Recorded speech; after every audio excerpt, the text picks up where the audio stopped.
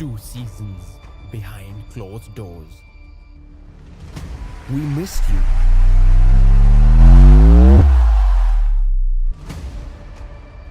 Last season, records were broken. And Suyash reaches the 50 mark. This is the fastest goal of the season. It's probably the fastest goal in the history. Most successful season in the Hero ISL and goal number 51 in total. Now imagine more of the same. More goals, It's another cracker. more That saves, is one of the greatest saves you'll see. more tackles, Time challenge in the end.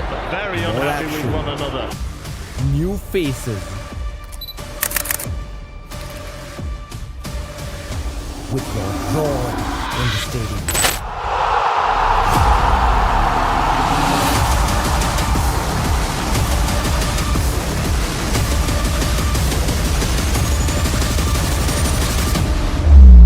Get ready for Hero ISL 2022-23. Welcome back.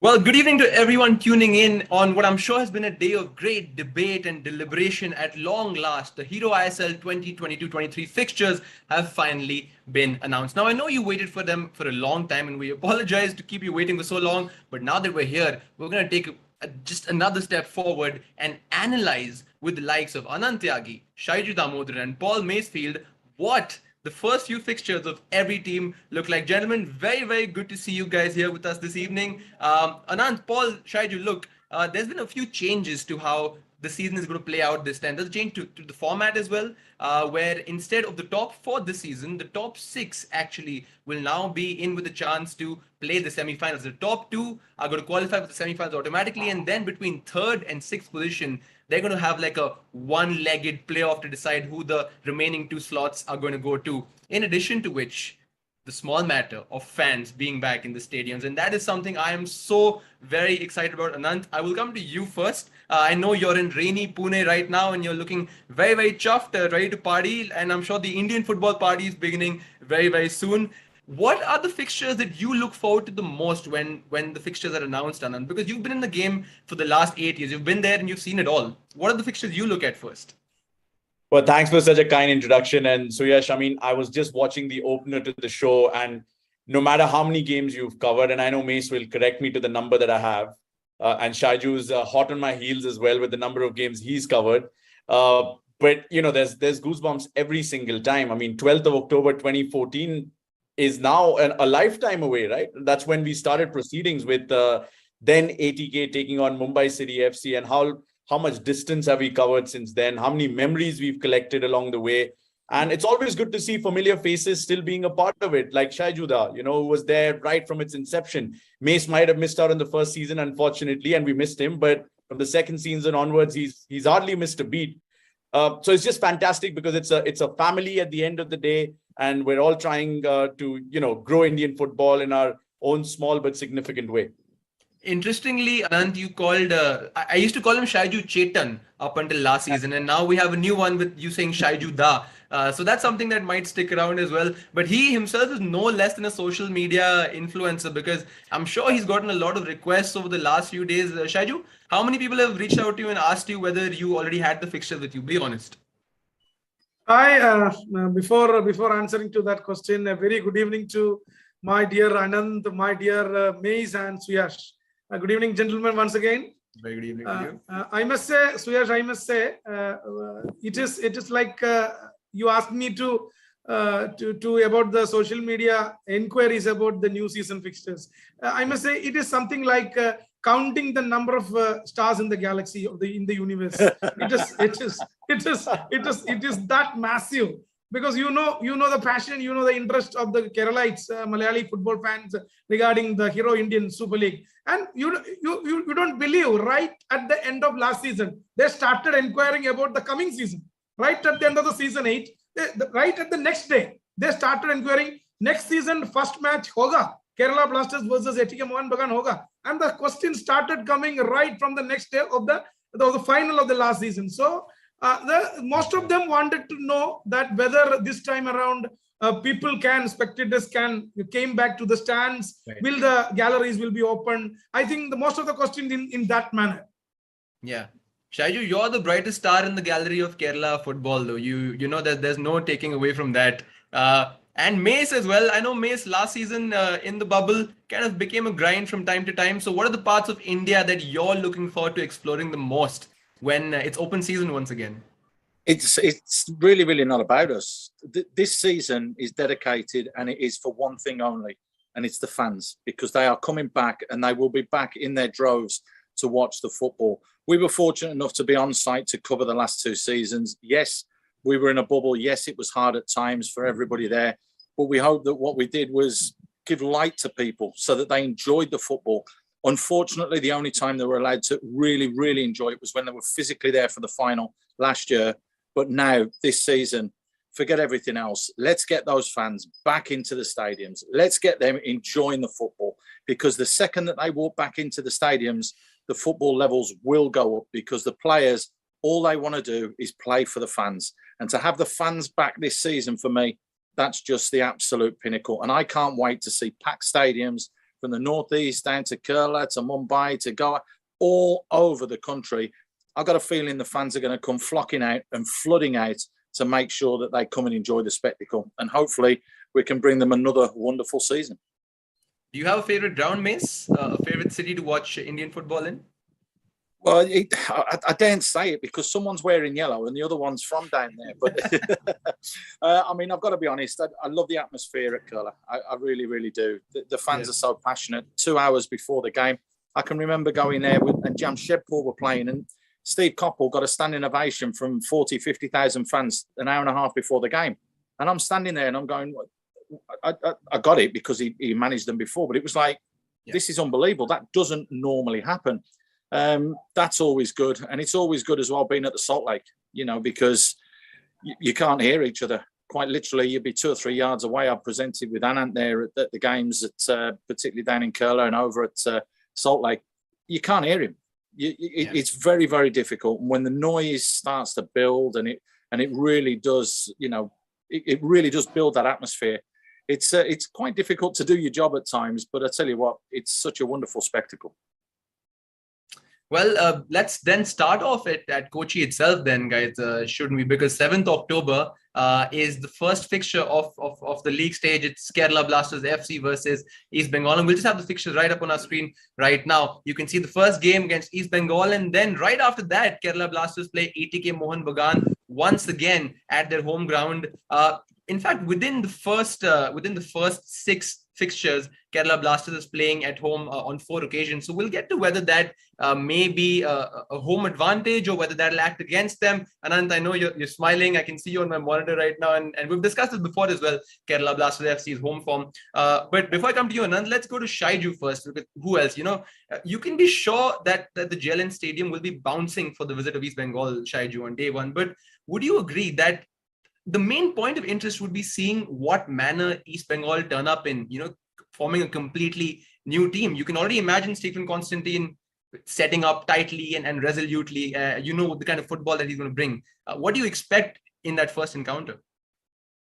Suyash, like you said, yes, the inaugural match always, the Hero Indian Super League, you take every season, the first match will be between Kolkata versus Kerala. So this time around, due to other reasons, some other reason, because we all know that AFC assignment of ATKMB Mohun Bagan, and it obviously came to East Bengal. So anyway, it is Kolkata versus Kerala for us. If it is East Bengal versus Kerala Blasters, or ATKMB Mohun Bagan versus Kerala Blasters. And like you said, now see, Stephen Constantine, we all know he's an ex-national manager. He knows in and out of Indian football. So that will be a key factor when East Bengal coming to play the inaugural match this season to Kochi. And don't forget, there is a Malayali presence in the coaching staff. Bino George, the ex-Gokulam Kerala head coach, is currently the assistant of Stephen. And that will be another interesting factor. And players like Clayton Silva, Alex Lima, big names already in Hero Indian Super League are with East Bengal this season. And the Malayali players like VP Suhair. We all know Kerala, it's all know Suhair. Suhair is playing for East Bengal this season. And Last season, Abdul Haku. Now this season playing for East Bengal. So there are lot of points to discuss when East Bengal playing the first match in Kochi. No doubt it will be as always. It is going to be a mouth-watering contest. Classic. But Anant, coming to Kerala Blasters FC's home form historically, and we mentioned that out of the first four are being played at home. Do you see that working against them in some way, shape, or form? Because they haven't really hit it. They haven't hit the home run yet, to borrow a pun, in the last few seasons. Yeah, absolutely. I know you're alluding to the stats there, where they played 51 games home, won 18, but also lost 13 and conceded plenty. But, I think, Suyash, it's a wonderful thing. I saw the fixtures list. Obviously, Mumbai, Goa are also in there. And obviously, sides that can't be taken lightly apart from the Kolkata Giants in their first 4 home games. Look, it's no secret that their record at home is, ironically, not much to write home about. But at the same time, adversity has an opportunity written on the other side. I mean, when was the last time the same manager of Kerala Blasters was in charge and virtually the same squad played the first game of the next season? And that, I think, tells you a story. I mean, side that's had 10 different managers, count David James's 2 tenures, make it 11. Ishfaq's interim in charge, make that 12. I mean, this is now about continuity for Kerala Blasters, right? So there is continuity in their squad as well. I was looking at it: Puitia, Sahal, Jikson, Hormipam, Kabra, Prapsukan, Nishu, Jessel, Prashant, Rahul, KP, Sandeep. Running out of breath here. I mean, that's a 12 that could be as good as any other Indian 12 out there in the ISL. So they've managed to get that continuity. Yes, they lost Vasquez and they lost JPD, but they still have Luna, and they've signed somebody who Andy Pascalidis would be really happy with, Dimitrios and Apostolos. So hopefully they've plugged in the gaps there as well. And I think the most important thing is that the fans have waited a long time to create a spectacle, and we've missed them in the stands, right? So it's because of them that I remember Mumbai Football Arena had to create an away stand. That was the first ever stadium to have an away stand because they knew the number of Kerala fans were going to flock to the stands. And that just tells you that whether it's home or away, they're going to just go out there and support the side. They usually outnumber the home support, so home or away doesn't really matter to them as long as they play good football. And on the evidence of last season, I'm sure that they're going to hit the ground running straight away. Yeah, they were the entertainers last season, Anant, weren't they? And you mentioned Alvaro Vasquez as well, who's not a part of the Yellow Brigade anymore. He's moved over to FC Goa, which is actually Kerala Blasters FC's 6th fixture of the season. And Mace, KBFC and FC Goa were ended on an aggregate of 6-6 last season. It was 2-2 in the first encounter and then 4-4 in that game at the GMC Athletic Stadium in Bambolim. And that really is their identity. Do you see that continuing this season, Mace? And do you feel like the signings that they've made are in conjunction with the kind of style of play that Kerala Blasters FC might, want to continue on the path of? 100% they will. There's no question. And someone that nobody's mentioned yet, which I'm going to mention, Adrian Luna. I mean, what a stunning asset he was last year. They retained his services, and that's going to be absolutely massive for them. I was talking with Vukomanovic just a little bit earlier on today, actually, and he said that they're so far ahead this season in pre-season than compared with the last season that he's extremely happy with the way that the team are gelling, the way that the team are coming together, and how they understand the way that they're playing. He said they've been playing fantastically well. He said that the foreign players are looking very, very promising. Everybody's settled in. And there's no reason to doubt that that isn't going to continue when they go out onto the field of play. Dimitrios and Giannou, who Anant alluded to earlier, a couple of strikers. So they have replaced what they've got rid of. The question is can they hit the ground running? But when you've got somebody like Jikson, who last season was absolutely fantastic, the emergence as well of Ayush in the middle of the park, who would have thought that youngster, played such a prominent role in Kerala Blasters run through to that final? You take all that into consideration. At the back line, they've got Leskovic. It's a question of whether these boys can pop the ball into the back of the net. It's a side that's going to be dangerous. It's going to be a threat. And one thing that will help them, but won't help the opponents, and I don't know whether you'll agree with this, is the weather down there. Now, it's extremely humid down in Kerala. Very, very hot. Now, if you're training in those conditions and you're playing in those conditions week in, week out, sometimes it's a little bit difficult as an opponent, an opposition side, to come in and play the 90 minutes there. You'll be gasping for breath after 70, 75 minutes. So that might play into their favour. And let's not forget their second game is sort of 10 days later. So they've almost got a week off to prepare for that ATK Mohun Bagan game, which will help them as well after they've taken on the East Bengal side. So having a couple of games at home, if they get off to a flying start, that stadium will be rocking. 60,000, banging it out every single game. And that's what we want to see. And with those fans behind the team, I think that they could go as far as they did last year if they can keep everybody fit. And if these new signings up front, you know, as Janu and Dimitros, if they can start putting the ball into the back of the net. Yeah, Mace, you mentioned a good point over there as well about the homogeneity that actually existed when the season was being played within a bubble. So the weather conditions didn't really come into play because it was the same for everyone, really. But now with travel involved and with Kochi, one of the destinations you mentioned, the hot and humid conditions, it'll actually be interesting to see how that plays out. And let's just cast an eye now very quickly. Let's breeze through East Bengal as well, guys, because that's going to be Kerala Blasters FC's first opponent of the season. We'll just have their fixtures up on the screen in a real second. Now, East Bengal, of course, their first game is away at Kochi. They then host FC Goa at the Vivekananda Yuva Bharati Kriyangan in Kolkata, before which they again go to Northeast United FC, and then the derby, ATK Mohan Bagan versus East Bengal on the 29th of October, which is the first derby of the season. We'll come to that in just a bit. And we explored the fact that Stephen Constantine is now part of East Bengal once again in the sense of being back in Indian football once again, of course. And Mesa, if I was to ask you, we briefly touched upon this. What do you think Stephen Constantine is going to bring to East Bengal? Apart from the obvious, we all know how he likes to set his teams up. We all know that he's a pragmatic, practical coach first. But do you, through the course of the season, as the games progress and as he understands his team more and more, do you think he's the kind of guy who would probably, take risk with perhaps throwing more bodies in front? What do you expect from Stephen Constantine? More of the same. I don't think he'll change anything. I think that he's a measured coach who knows how he wants to play. I've seen some of his training sessions. We've obviously seen how the national team performed under him. He might change personnel in certain positions, but I think that the one thing that Stephen Constantine likes to do is he likes to play with a set lineup of how he wants to play. They get the ball down, they go into the channels, they look to work the crosses in. And you look at some of the signings, they've worked with him before for the national team. So he's put his trust in some of the players that can come in there and get the job. I mean, there are players there that can do the business. Again, have they got the longevity to be able to go through a whole season? It's going to be very, very tough for them. But the one thing that you can be sure of with Stephen is he will turn around and he will make them very, very difficult to beat. He did that with the national team. You know, the way that they shot up the rankings showed that, you know, you've got to be competitive.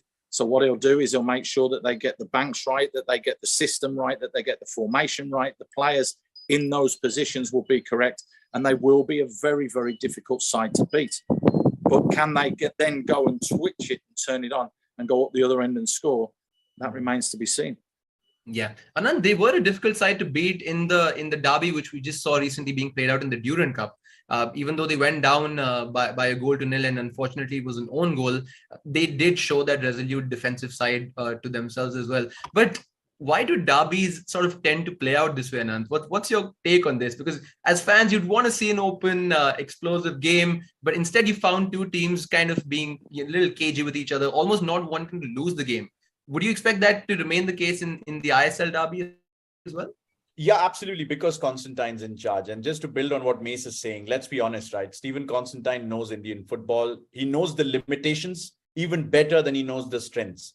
And this has been his backyard for a large part of his career. And, you know, my gut feeling is he has unfinished business here. And I think a club of the stature of East Bengal is exactly what he needed to show what he's all about. He's a problem solver. Now he has to show that he's also got a winning streak in him. He's also got a winner in him somewhere. East Bengal have had their issues on the field and off the field. So yeah, I know the focus is largely on the derby, but look at the fact that last season they managed to pick up just one win all season long. This is a club that's more than a century old, right? Imagine one victory all season long. That also came against Goa, who were struggling themselves.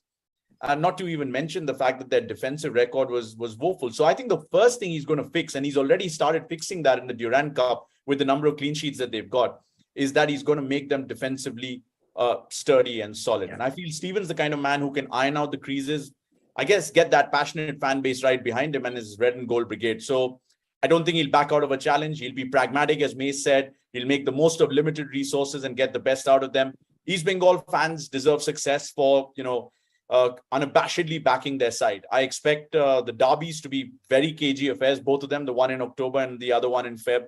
But one where you just cannot count out is Stephen Constantine's side, because if there's one thing he may know how to do, is that he can shut up shop and make sure that his teams are very difficult to beat.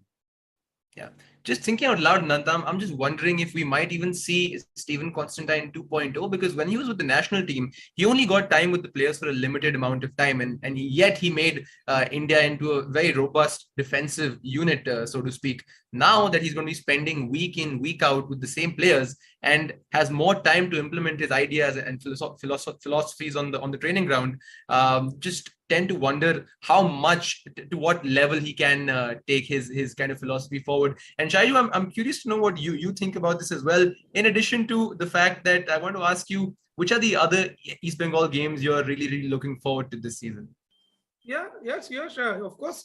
We already discussed about the derby, but apart from that, the November 11th game, East Bengal game, away match versus Bengaluru FC. That's the match I am looking for, because the man who played a crucial part for Bengaluru FC for the past couple of seasons in ISL, Clayton Silva. Now he is going back to Srikantirawa in different colors, and it will be very interesting to see how he and his new club going to battle it out against one of the prestigious clubs in Indian Super League, Bengaluru FC.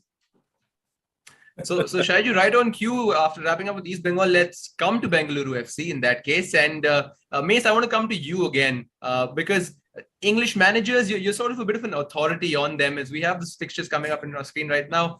Bengaluru FC host Northeast United FC at the Kandirava in Bengaluru, before which they, of course, go to Chennai. It's a bit of a derby, although it's not a derby on paper. It almost feels like a derby sometimes, doesn't it, whenever Chennai and FC take on Bengaluru FC. And then, of course, you have another southern matchup with Hyderabad FC, the defending champions, of course, after which Bengaluru go to the Kalinga Stadium in Bhubaneswar, which is sure to see a good atmosphere. Once again, they're back playing East Bengal on the 11th of November, the match that Shaiju just alluded to. And then they wrap up their sixth fixture with Mumbai City FC versus Bengaluru FC. And Mace, Simon Grayson in charge. He's a manager who's kind of, traveled all over in English football. What can we expect from Simon Grayson, Mace? Well, the experience is there, isn't it? The likes of Blackpool, Leeds, Huddersfield, Preston, and then, Sunderland as well. So, I mean, he's actually coached at some very, very big clubs. You've got to turn around and you've got to look at the way that he plays. Now, he's already come out and he said he's finding it different to what it was when he was coaching in the UK, but he's actually really, really enjoying it. And I think that he's going to get the most out of the players, because the squad that's been assembled there, I think Parthiandal's done fantastically well to get the players in that he's got this season. Purely and simply, I think everyone, let's be honest, Bengaluru have disappointed over the past couple of years because we've expected a little bit more from them, having won the title a few seasons ago. This season, I think they're going for it. I think they're deadly serious. And bringing in Grayson with that experience to lead them forwards was the first choice that Jindal made before going on and taking the likes of a Krishna coming into the starting lineup. Hira at fullback to be able to slot in there. Prabir, that's another one that's come in there. You add that to the likes of a Dancer who's out wide.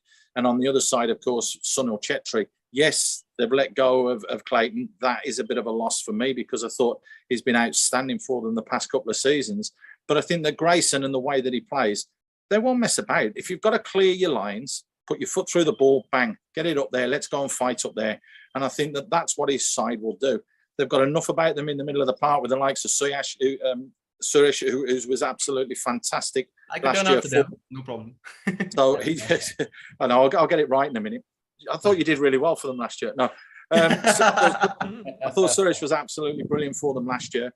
And, solid at the back. Ramirez, I thought, got better as the season went on as well. And if you've got those two sitting in there, I think Grayson's going to like that, because there's a couple of diggers, there's a couple of workers, they've got the creativity, they've got the skills going forward, and with Krishna, you guarantee goals. So at the end of the day, they're not going to be a million miles away from finishing, never mind in that top six. I would turn around and say definitely in the top four for me at this early stage on paper.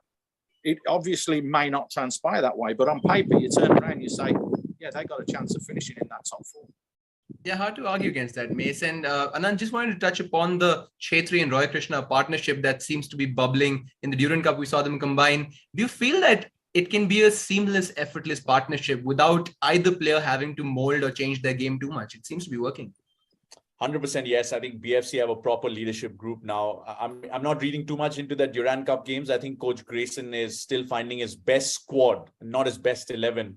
And he knows that if adversity comes knocking on the door in the form of injuries and lack of form, etc., he's trying to build a pool of 15 to 20 players. You saw that in the second half in the game against FC Goa as well. Guys who can play together rather than just finding the best 11. I think Chetri Krishna will be the most exciting duo to watch. I mean, BFC had a very strange season last time, right? They had more wins than losses, yes. They weren't beaten by Kerala Blasters or Jamshedpur FC in the last season. In fact, they even managed to beat them both once apiece. But they were winless against SC East Bengal, and I think they were winless against FC Goa as well. And they lost to Northeast United. I mean, that's the strangest season possible. You're talking about not being able to pick up wins against the bottom dwellers and then picking up wins against the top side.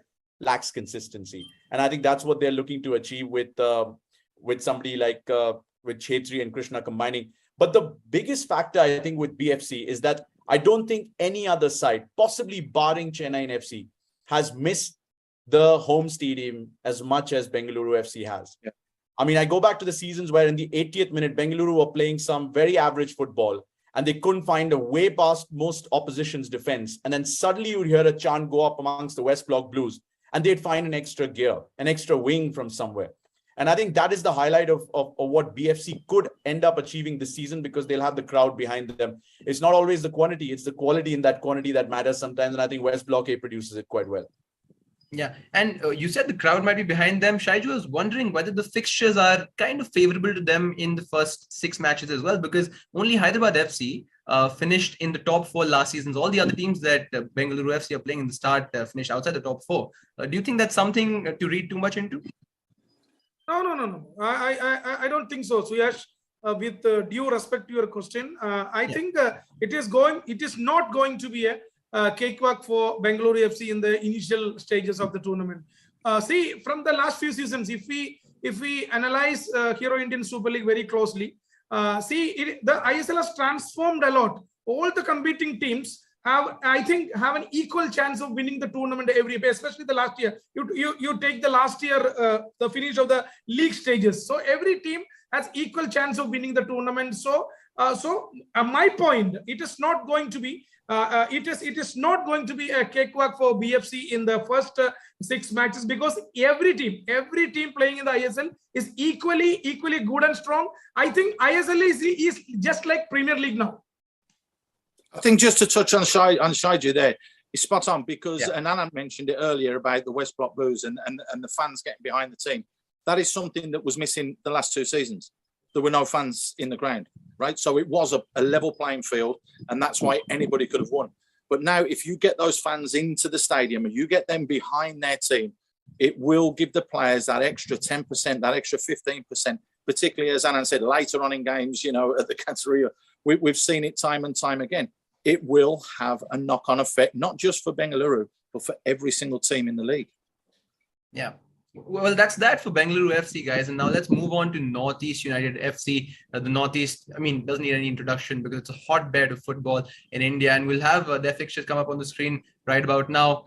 Tough opening 2 fixtures, you'd say, because they're up against Bengaluru FC and Hyderabad FC in their very 2 first fixtures. So, Shaiju, it's not the easiest start to the season, is it?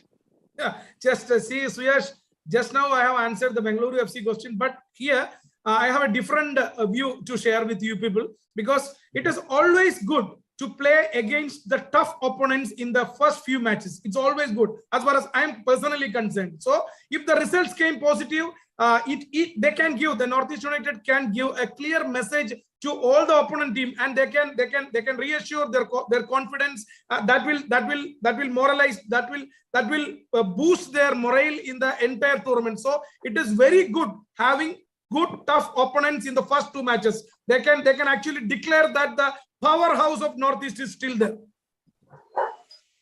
No, that's a statement coming out from there, Shaiju.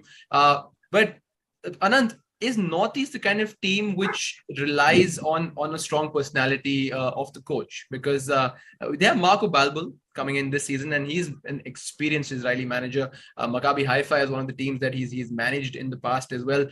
So how much of an impact do you think he's going to have on Northeast United FC? Because they always kind of seem to be a team which has had strong personalities of managers.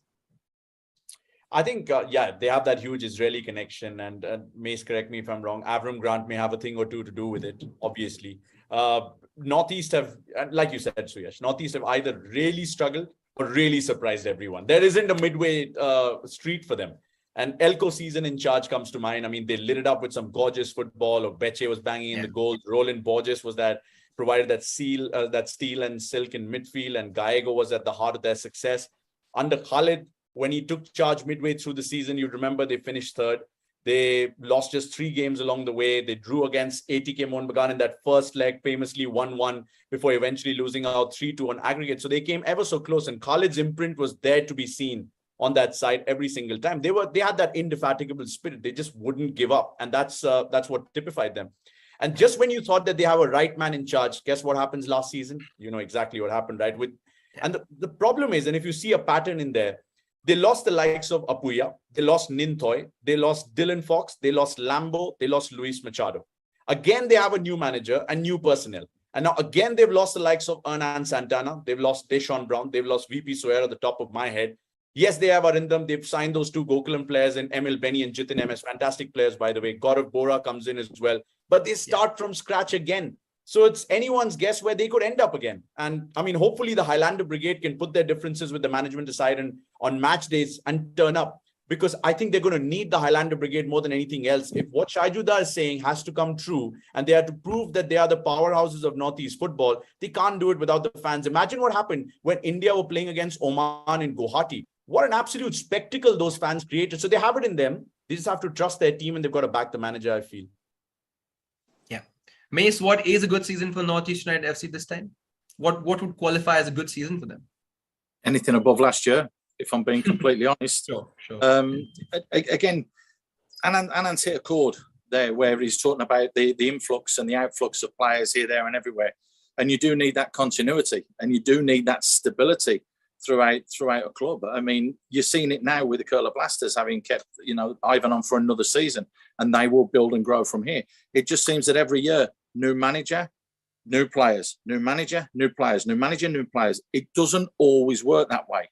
And now the biggest thing for me is that Northeast do a lot of their business, but they do it very, very late. And that doesn't help either, in my opinion. I think that you have to be proactive. As soon as the season finishes, you need to be identifying players that you want to bring to the club. You need to bring them in.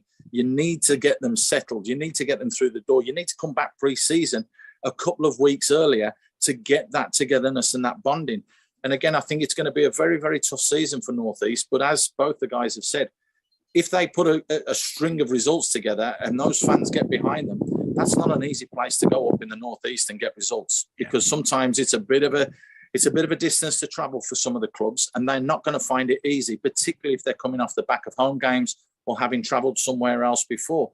But I expect a tough season for them. I really, really do. And I just hope that they can hit the ground running, get a couple of points under their belt, particularly in those first 3, 4, 5 games, and surprise us. Like Anand said, one season it goes bang, the next season it goes boom. So, we want that consistency levels from Northeast this season. Mace, it's funny that you mentioned how Northeast leave everything to the last moment, because the next team I'm going to be talking about is, if I was to make a parallel, they're like the embodiment of the class topper, the good student who does everything the right way. I'm talking about the defending champions, Hyderabad FC, who seem to have built very slowly over the last few seasons and ended up champions. So let's have their fixtures up on the screen right now and see what they are faced with in the first 6 matches. Anant, what are the fixtures over here that stand out for you for Hyderabad FC? I mean, where do I begin? There are a couple of part of Beche derbies to begin proceedings for them, as you can see, against Mumbai and against the Highlanders, Northeast United FC. But I'm really curious to see the reception Hyderabad FC get at the GMC Balayogi Stadium, because they are, like you said, they are the defending champions with a rich heritage of Hyderabad football, and now Hyderabad Football Club adding to it. And they've done some great work behind the scenes as well.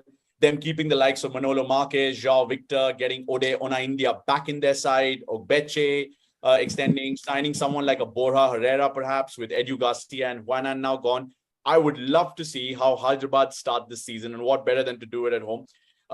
Having said that, I think the fixture that I'm really watching out for is Hyderabad versus Bengaluru, Ogbeche versus Krishna. I think that's a mouth-watering clash, to overuse the phrase. We love these matchups, don't we? Mace, Hyderabad FC versus Jamshedpur FC on the 12th of November. Now, Shield winners versus eventual winners. Now, we know there's lots of arguments about which the better team is, who qualifies to be called the better team. But between Hyderabad FC and Jamshedpur FC, first to put you on the spot, who was the better team last season, Mace? Jamshedpur, because they won the league. They did it consistently all the way through. I think, and no, it's true. If you can do it consistently over 20 games, you're the best side. Again, when it comes to the knockout phase, and when it comes down to the actual cup competition, then it becomes, it can go either way. And the two-legged affair means that it can be kept very tight and cagey in both of the games. And, it's when you peak. That's the thing. If you peak at the right time, you can go on and win the trophy as opposed to winning the Shield. But if you win the Shield, you have to have kept that consistency all the way through. For me, though, I think Hyderabad have been absolutely fantastic last year.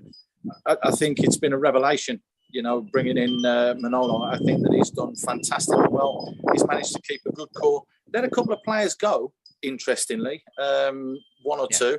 So, again, I think that they're looking to rebuild, looking to add a couple more players as well, and they have brought a few more players in. Joel Keenays is another one that springs to mind that can cause issues and problems. So that's going to cause all sorts of problems for the opposition as well. But, I think that they'll have another good season. I think they've shown that during the Durand Cup. They've managed to qualify for the knockout phase of that. So let's see how far they go here. Anant, Mace, I don't know if you guys saw, but at the end of last season, after last season ended, Shaiju was spotted holidaying with the Ogbeche family, if I'm not mistaken, Shaiju. So is it safe to assume that your attempts at convincing him to sign for Kerala Blasters didn't go through? Suyash, what was the conversation like? What do you guys talk about, Shaiju? We're very curious.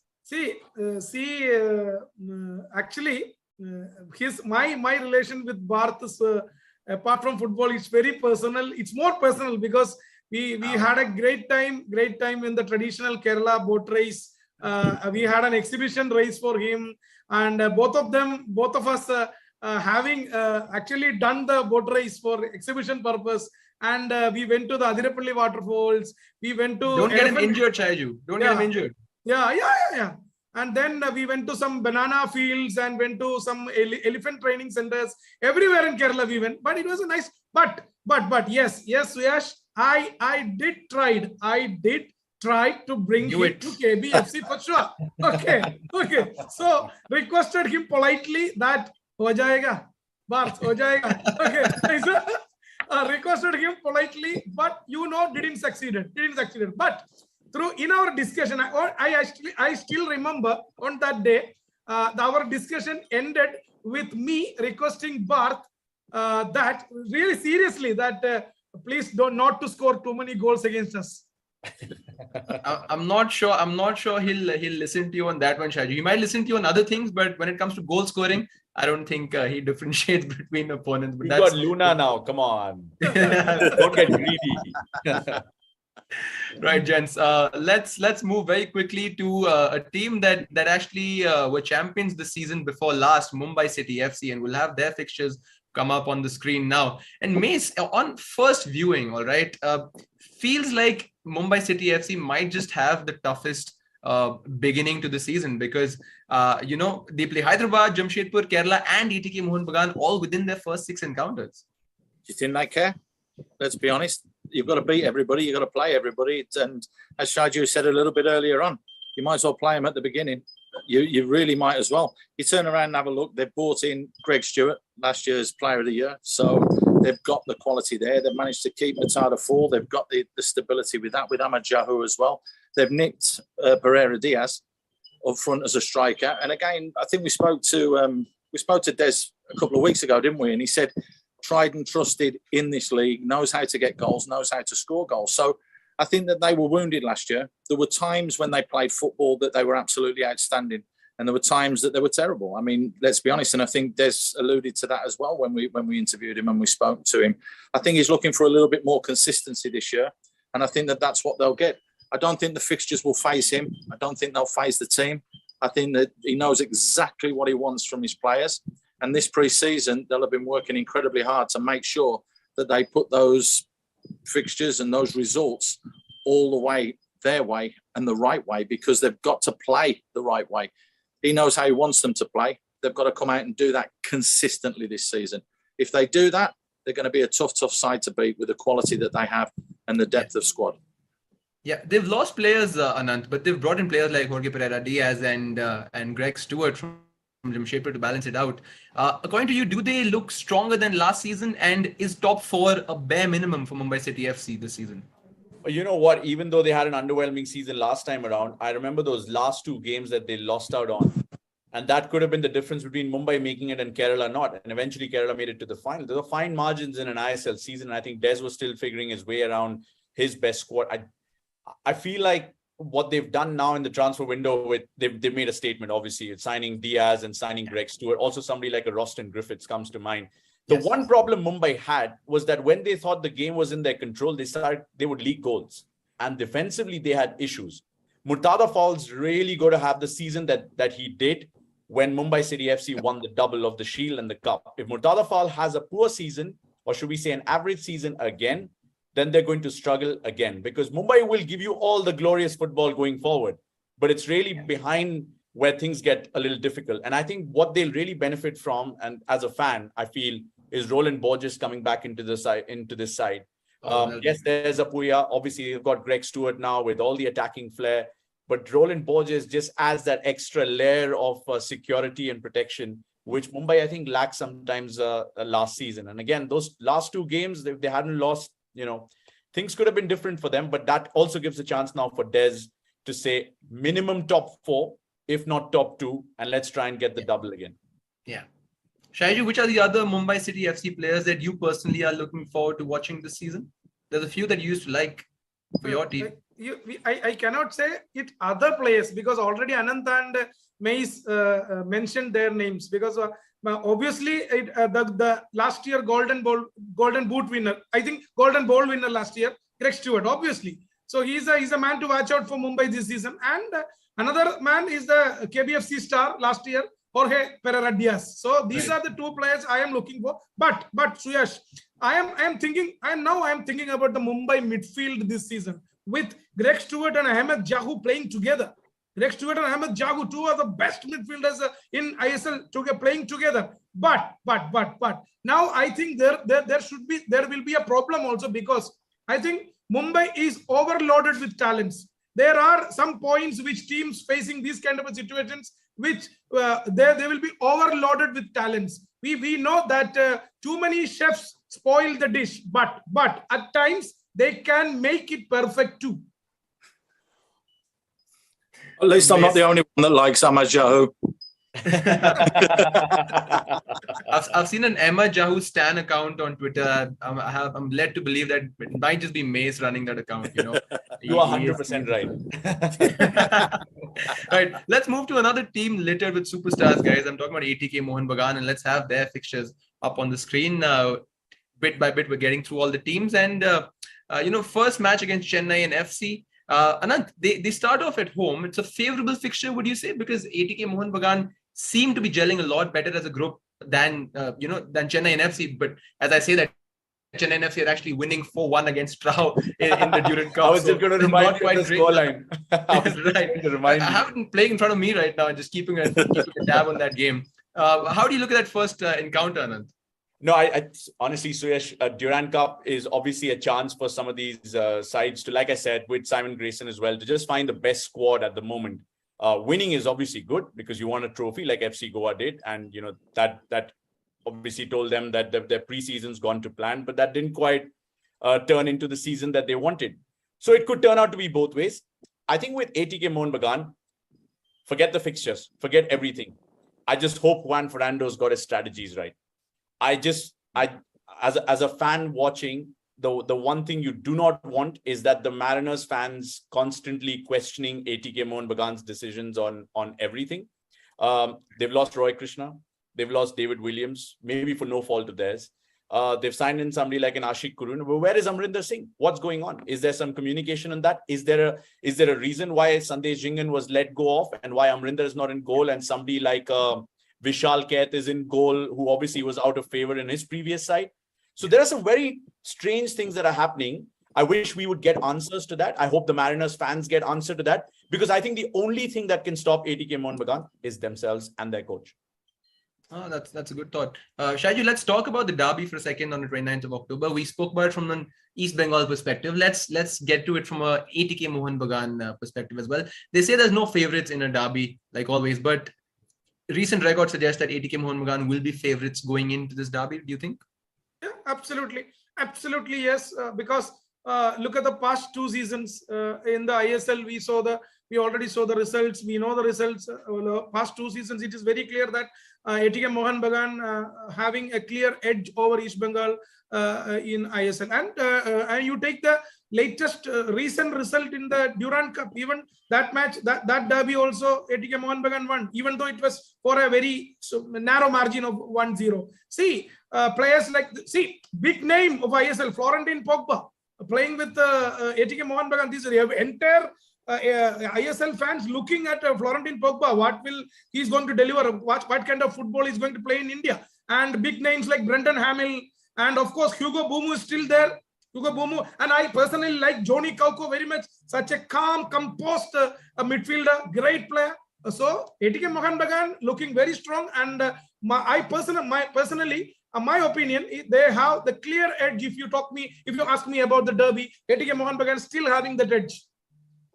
Yeah, I mean, we couldn't speak about ATK Mohun Bagan without speaking about the derby. But Mace, how do you see them going forward this season, ATK Mohun Bagan? What's the general sense that you get from them? Well, I tipped them last year, and they didn't gel, and that was the problem. Obviously, Antonio Habas got it wrong, and then they brought in Juan Ferrando. I'm leaning along with Anant on this one about implosion. I think that could be the issue and the problem. I mean, Amrinder Singh, if you look out on the social media, he's posting training all on his own. Why is he not at the club? I mean, he's one of the best goalkeepers in India. You turn around and you look, Juan Ferrando let Krishna go. Now, he came out and publicly said, I don't want him. Now, why wouldn't you want somebody, allegedly, let me just say allegedly, but right. Why wouldn't you want someone who's going to guarantee you 15, 20 goals a season? That I don't understand when he's got that understanding. Williams has given them so much as well. Sandesh Jingan, as Anand said, has been allowed outside the club as well. So something's going on behind the scenes there. And I think that maybe Juan Ferrando wants to do things his way. Now, he's obviously sat down with the owners and spoken to them, and they have to buy into his philosophy. Juan Ferrando, we've got to give him the opportunity. We've got to give him the time to be able to build that. Will they play with a false nine? Will they start with a star striker? But with Yannick Kauko and Bumu, you know that they've always got creativity and the ability to score goals. So I think the only people that can undo themselves is the club itself, is Ferrando. If they don't get it right, I think the fans will get on the backs very, very quickly, because the depth and the quality of squad, Shaiju's spot on.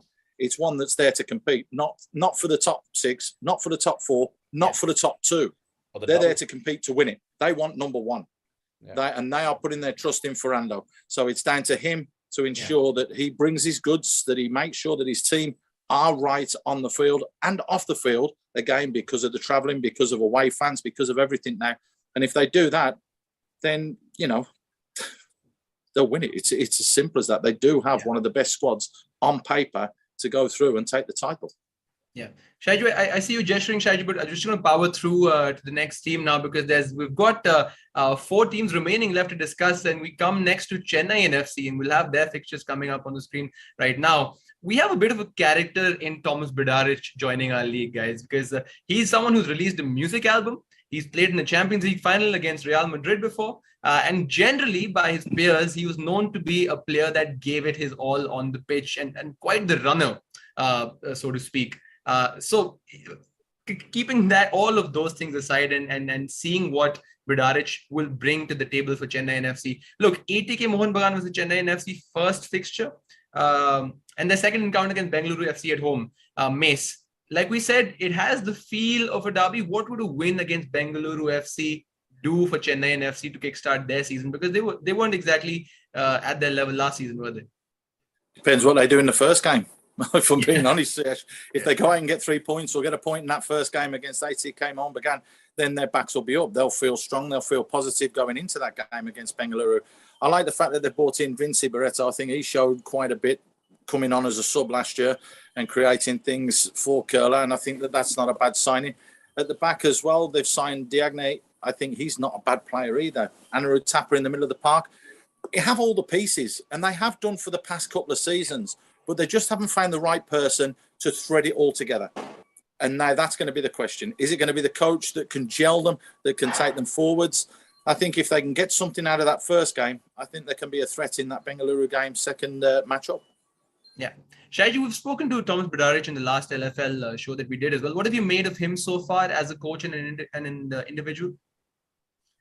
Suyash, I still remember that name pronunciation class during the LFL live show. Of course. I still remember. It took almost 3 minutes to pronounce his name, Thomas Bradaric. Bradaric.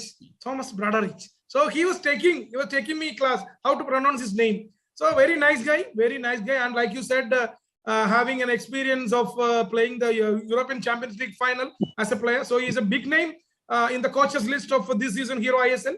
Suyash, Chennai also having under his belt good names like Kwame Karigari, great name, great African player. But I personally very keen to look into how can Rafael Crivellaro can perform this season, because last season Chennai affected the absence of Rafael Crivellaro very much. So after the injury, how he's coming back to ISL is a great question. It's a big question Chennai is looking for. So I think I would like to say Chennai will find an answer through Crivellaro this, because don't forget Chennai and FC 2-time ISL champions. That we cannot write them off. And I, as a man from the South India, I would like always a Kerala, Chennai, Kerala, Bengaluru in top 1, 2, 3, 4 in ISL, last in the league list.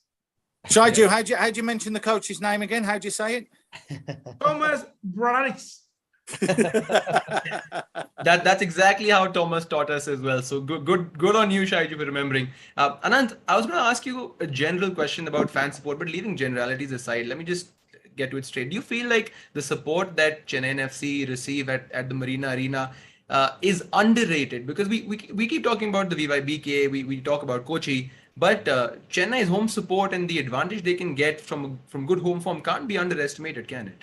Not at all. That's why I said, I think one of the two teams that I feel have missed their home fans the most are Bengaluru and Chennai and FC. I mean, I hope what Shaiju is saying happens, that Crivellaro has a good season. And I hope he's half as creative as some of the banners that the Super Machans and the B Stand Blues put out.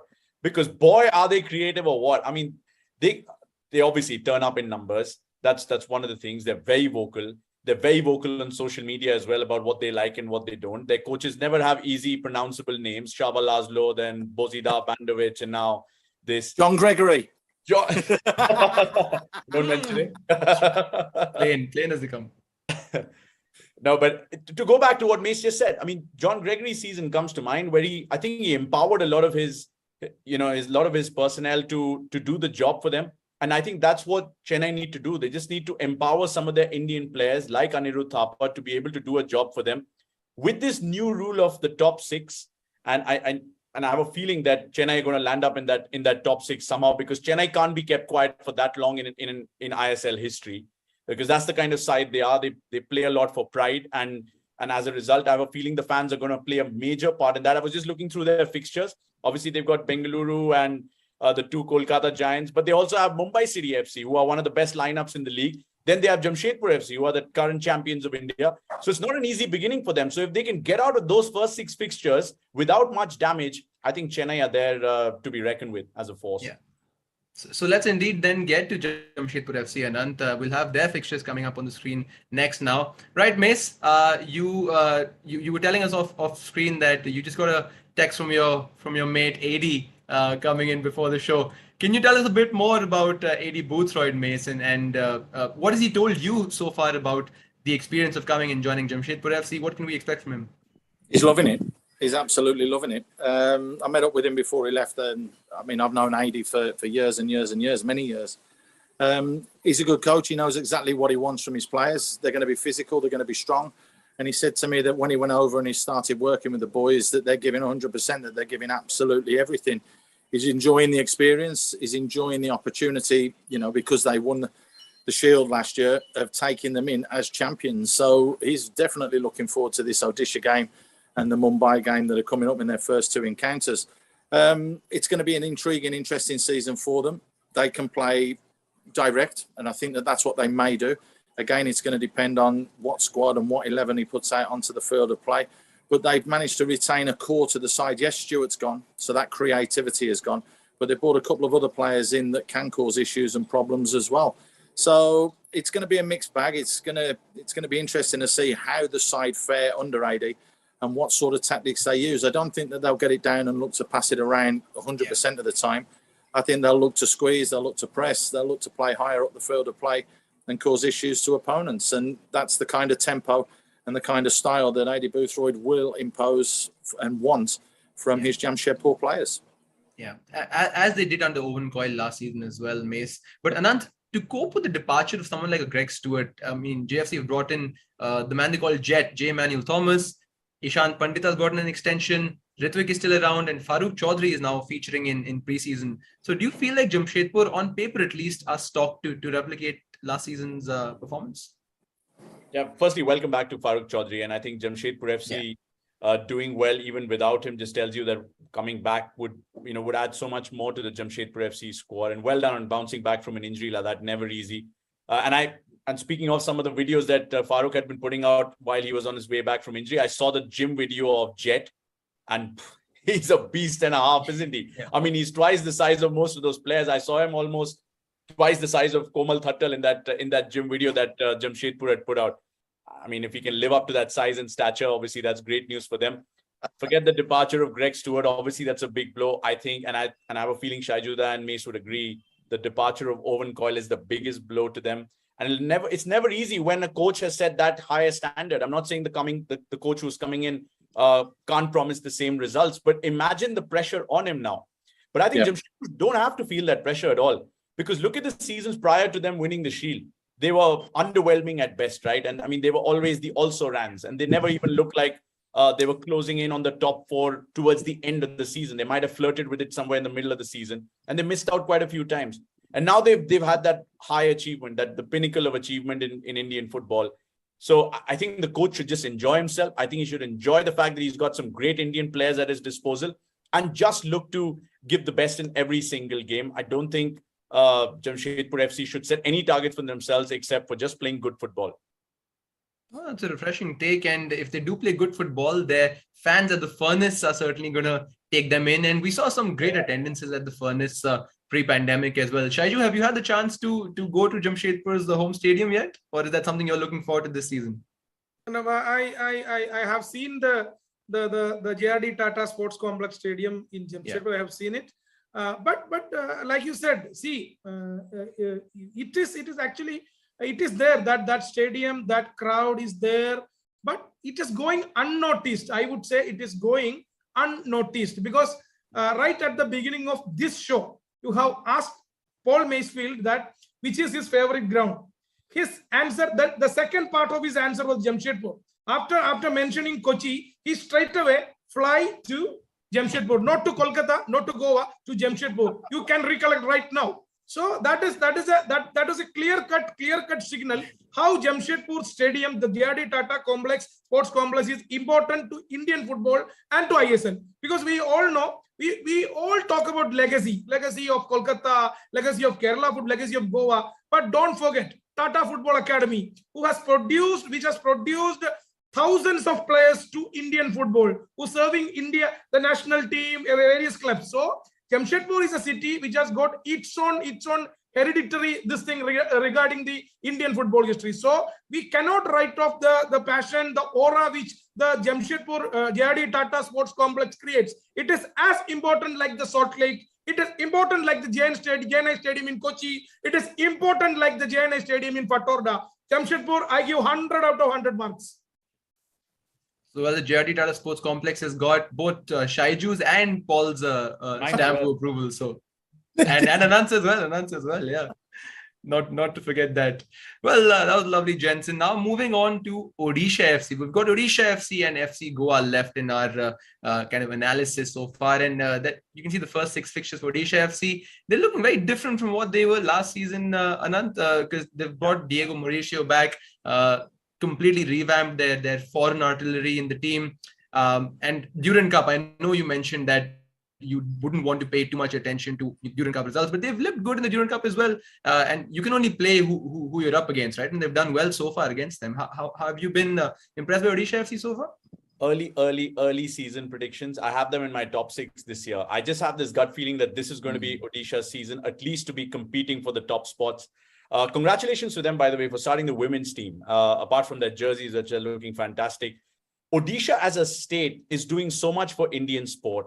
Whether it's the hockey players, I mean, even in a game like Kho-Kho, they have a side now, and the government is obviously backing them. It's almost begging for Odisha to now, go hand in hand with the backing that they're getting. And obviously the fans who are waiting for them. I'm sure we're underestimating the kind of the reception that they might get in Odisha, but I think you'll expect quite a few fans to come there as well. Yeah. And I've been very impressed. And I know Durand might not be the best thing to go by because there are a lot of development sides in there. But you still have to beat them, right? And you still have to maintain clean sheets. And I think I saw Rohan's tweet, the owner's tweet a couple of days ago, where he said that I understand that this is a lot of development sides playing in the Durand Cup, but I'm very happy with the clean sheets. And I think that's a takeaway for Odisha, because too often they've been guilty of being blown away completely by the opposition in the attempt to blow them away. So I think when adversity comes knocking on the door, you curtail your ambitions a bit. I think they've curtailed it long enough. And I think now Odisha's really got to rise and shine. In Gombao, hopefully they've got somebody who knows enough and more about the stadium and about Indian football to pick up from where he left off last time around. Yeah. Mace, Odisha come up with some of the most unpredictable results in the ISL. You only need to look as far as the match on November 18th versus East Bengal. They've played out a 6-5 with them. They've played out a 6-4 against them before. Are you going to be pushing people to have you on ground for that game? Because we can expect even more goals this time, can we? And that's just madness. Scorelines like that are just madness. And I think they were kind of expected. I'll tell you the game that really stood out for me was when they played Mumbai in the early part of the season. I can't remember the score, but I know Mumbai were a couple of goals up at half time, and Odisha came back and battered them the second half. After Mumbai were magnificent the first 45, Odisha were magnificent the second 45. What I'm going to say is the same as last year. Again, the preparations look good. Gombao came in very, very early. It looks as though they've made some very, very shrewd signings. Last year, I said there were dark horses to finish in that top 4. I think they're dark horses to finish in the top 4 again. They've gone about their business. They've brought in the right personnel, the right players. But more than that, with Gombao, they've got someone who knows what the league's about, knows how to get the best out of his players. And if they can start off really, really well by getting points on the board early doors, there's no question they'll finish in the top 6. I agree with Anant on that. But I'll go one better and say dark horses to finish in the top 4. Ooh. You want to weigh in on that, Shaiju? What do you think about that? Odisha FC dark horses for the top 4? Yeah, of course, absolutely. I completely agree with Mace that I would like to mention a couple of names like Carlos Delgado. So already having that ISL experience He's having the ISL experience. And another player I would like to mention is Diego Mauricio. He's a goal scorer. He's a genuine striker. So players like Diego Mauricio and Carlos Delgado strengthening Odisha this year. And I would like to mention a couple of Indian players. Look at the Indian strength, Indian squad, Indian contingent of Odisha, like Michael Susairaj, Nandakumar Shekhar, Sebastian Tangmo and Sang, and this guy, another player I would like to mention. Jerry's been scoring in the Durand Cup. Jerry, correct, Jerry. So like the Hyderabad, the Indian players of Hyderabad FC did for Hyderabad in the past couple of seasons. I think this year it will be very crucial for Odisha FC how their Indian contingent performs. That's my point. And Shubham Sarangi as well, who's coming back after a long layout because of an injury. And there was a very emotional post that he made on Instagram a few days back when he made his comparative return to football. So Shubham Sarangi, can't really count him out as well. So Okay, consensus seems to be that Odisha FC are going to be indeed one of the dark horses this season. We'll wait and see if that happens or not. But finally, guys, 10 teams down, we now come to FC Goa, who, for a change, will be very happy that they'll have the Jawaharlal Nehru Stadium in Futoda all to themselves and not going to be sharing it with multiple teams inside a bubble. We'll just have their fixtures come up on the screen right about now, right on cue. Mace, look, we rarely see Goa deviate from a certain style of play, regardless of which season it is or who the head coach is. They'll play football as the refrain goes. So does that already give them an advantage over East Bengal in their first game in terms of having a clear identity, regardless of who the head coach is? To an extent, yes, because I think East Bengal, as Anna mentioned when we talked about them, the problems that they've had off the field as well as on the field, they've been well documented, and it's been very difficult when you do business late on to be able to go and compete. That's why, we felt for East Bengal. This time, though, I think that we've got to bring in Pena as the head coach, who knows what the team's all about. He's managed to retain the likes of Edu Badir, the signing of Alvaro Vasquez. I know that Shaiju is going to start crying in a minute, but I think that that's a real quality signing, because he will guarantee you goals. He's going to make sure that the ball hits the back of the net. That's what they lacked last year to an extent. They lacked the ball going in the back of the net enough, in my opinion. They should have been scoring more goals, and they didn't. I expect Goa to bounce back this year. I expect them to have a right go at this as well. And I think that with Carlos Pena knowing and being part of the DNA that Goa have had in the past sort of 4 or 5 seasons, I expect everybody to rally round, and I expect them to be a very, very difficult side to beat this year. Anant, what do you remember about Carlos Pena as a player when he turned out for FC Goa? I think we had this discussion on one of the podcasts, didn't we, Suyash, about Carlos Pena, and my memory jogs back to the time when I think they just finished the season, and there were a lot of Goa players who couldn't speak English, and we'd gone there for a shoot for our show, and the only person who could speak fluent English was Carlos Pena. But apart from the fact that he knew the language that that was common to us both, you could just see the commanding presence that he had amongst the foreigners, and there were some foreigners like Edu Badia, there was Hugo Bumu, and there were guys who were obviously micking around, doing all sorts of stuff, but one voice from Carlos Pena and everybody was just sort of, zeroing in on the shoot straight away. That's what I remember about him as a player off the pitch. On the pitch, obviously, he was a leader. He solved their problem. I remember when he started out as a left back, and Mace remembers this. Murtada Fall and Carlos Pena coming as centre back just changed their season altogether completely, which tells me that... Sorry, carry on, Mace. They won the Shield that year, Anand, with one change. Just one change, and then everything and the whole season changed, which also told you how Carlos Pena is ready to do a job for his team. And I think that's exactly the kind of manager I'd expect him to be. I don't think they'd be setting their sights too high. I think it's just about getting the ship in order right now. I feel for them because the kind of preseason they had last time, winning the Durand Cup, and then Juan Fernando leaving them midway through the season for a better offer from ATK Mohun Bagan, and that left them in the dirt, right? And they still managed to get, I think, 28, 29 goals in the season and conceded 35. But they still had a decent season where they just could not pick up enough wins. I think Carlos Pena is just going to get that house in order first before he has any ambitions of trying to finish top 6 or top 4. Just get them playing the brand of football that FC Goa is known to play without conceding too many goals. And I think Carlos Pena would have done his job, and maybe we can see something better come the turn of the year from him. Yeah. And Shaiju, just to wrap up, do you think the same dark horses argument that we made for Odisha FC can also be made for FC Goa to an extent? Suyash, for me, FC Goa is never a dark horse in ISL. See, how can you say a team, a dark horse of ISL, a team which is having the most number of appearances in the ISL playoffs? You cannot say it is a dark horse. No, they are actually the Pegasus. They are actually the Pegasus of Indian Super League. A horse which is having a wings too, a horse which can run, which can fly. And Goa That's the line of the night. Yeah. Goa is a Pegasus. Goa actually is a Pegasus of Indian football, Pegasus of ISL. Goa can run, Goa can fly. So please don't call them dark horses. Like Anant said, I would like to add on what Anant said. Goa, FC Goa, this season, you wait and see. The FC Goa is going to be a clearly head coach-centered team. It's a team of Carlos Pena. Exactly like what even Vikumanovic doing for Kerala Blasters. The same thing is going to happen with FC Goa this season, they are raring to go. Actually, they are the Pegasus. I would like to repeat, they are not the dark horses, they are the Pegasus.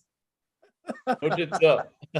Point duly noted, Shaiju. Point duly noted. And what better note than speaking about coaches can we end this show on, guys? And Shaiju, you already brought up how you feel that FC Goa is going to be a team molded in Carlos Peña's image. So if I was to ask you 30 seconds, which manager or which coach are you most excited to kind of bring his skill set and bring his trade to the Indian Super League this time? Are you going to start with me? Let's start with Shaiju because he was on it. So Shaiju, why don't you go for it first? Yeah, good. See, Suyash, the only thing KBFC missed last season was the home crowd. So this season, that too coming into play because everywhere the stadiums are open. So yeah, my answer to your question, the only one name, Ivan Vukomanovic, and I would like to add one last sentence. I hope it's coming home this year. Nice. Borrowed a phrase from across the ocean. Mace, what about you? Which manager? I'd say there's three. I'm gonna say Vukomanovic is definitely one of them. There's no doubt about that. Grayson, because I think the Bengaluru have done some shrewd business, and I think that they could be there or thereabouts come the end of the season. And Des Buckingham. Can he get his side playing consistently well, game in, game out? If he does, they're good. Those three teams will go close this year. Well, Mace, I asked you for one, but I'll let you off on three. No problem. Thank there. you. Please, thank you. Let's see if Anant zeroes in on one. Anant, why don't you go for it? Well, Shaiju took my choice of the yellow, so I'll go with the black and yellow. I'm really looking forward to see Manolo Marquez being backed by fans of Hyderabad. I mean, he's done fantastic work in Indian football. He's given us some great players along the way as well. And I'd really like to see, when the fans are back in the stands and even when he travels away from home, how he performs as a coach. So double M, Manolo Marquez for me. Well, lovely, guys. It's been an absolute riot. We've gone through 11 teams and we've been talking for a bit over an hour right now. I could go on. I don't know about you guys, but I think we will bring an end to the show now and leave some for the future shows as well, because we have a lot to get through in the build-up for the 2022-23 season of the Hero Indian Super League. So thank you so much, Anant, Mace and Shaiju for joining in today with your views. Have a very, very good week. Have a good night. And I will see you guys very, very soon. And to everyone who joined in today, thank you so much. I know it's been a long wait for the fixtures to be announced, but today, the day finally is here. And I hope that at the end of the show, you take away some bits and pieces of how you feel from the views that the experts have presented on how your team is going to be looking at this season going forward. This is our signing off. We'll see you guys very, very soon. Take care. Thanks, guys. 2 seasons behind closed doors. We missed you.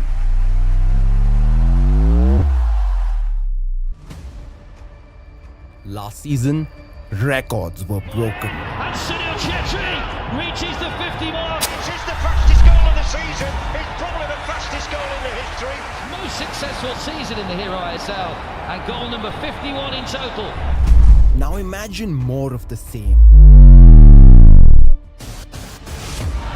More goals, It's another cracker. more saves, Is one of the greatest saves you'll see. more tackles, Time challenge in the end. Very More unhappy action. with one another. new faces.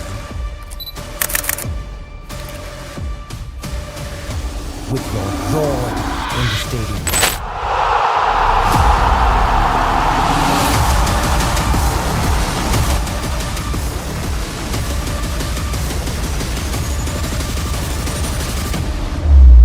Get ready for Hero ISL 2022-23. Welcome back.